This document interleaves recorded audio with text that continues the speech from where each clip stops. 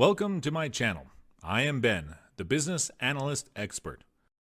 In today's video, we're going to talk about one of the most frequently asked questions about Salesforce Business Analyst.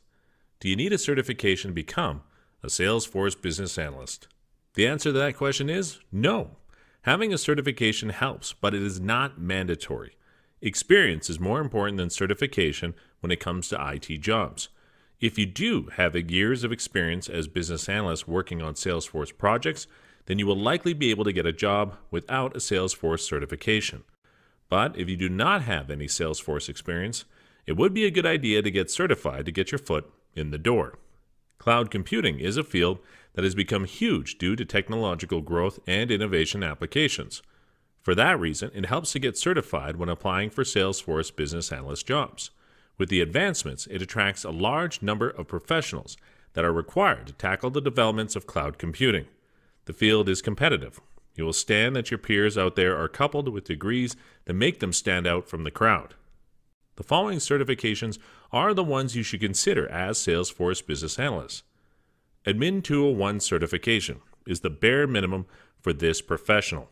This certification verifies your ability to effectively configure the platform, customize Salesforce, and manage users.